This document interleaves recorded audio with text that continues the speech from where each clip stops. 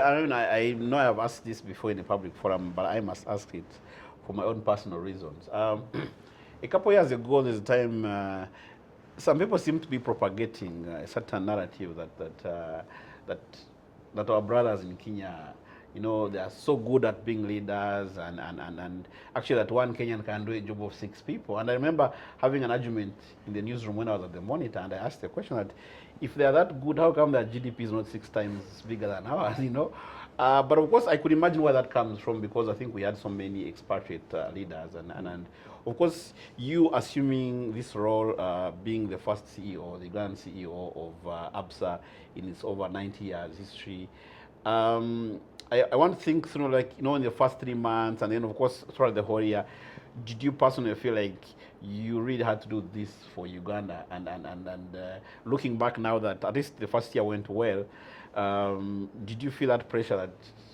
all eyes on me?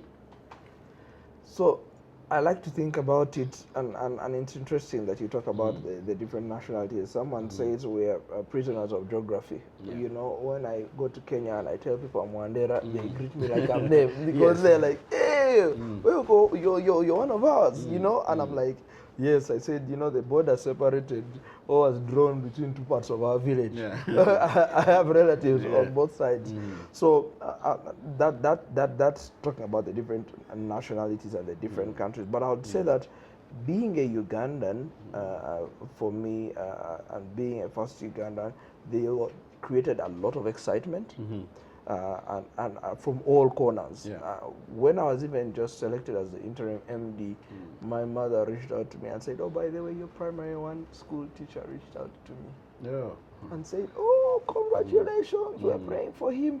And I was like, Mommy, you're still in touch with my P1 teacher. I don't even have her number. But that, and because I've grown in Uganda, there's a large community of people I went to. Primary school, secondary school, university. I went to church. I was in different associations. So I am like a rag that is woven together, woven together, and it has many different strands of the different people that I've met. So on my own, I did feel, yes, there was pressure because the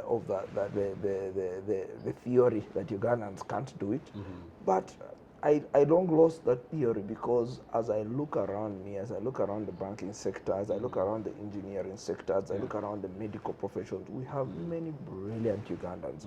I mean, people say they don't want to be operated in Uganda, but when they go to Kenya, they find out that the specialist is a guy from Uganda who they're waiting to get off a plane from. So for me, true, there was at the back of my mind, I knew that I am doing this, and I'm doing this for the team. I'm not doing this for myself. I'm doing this, I'm a member of ICPAU. I'm doing this for all the young chartered accountants who are starting their career and wondering, where am I going to go as an accountant? What am I going to do?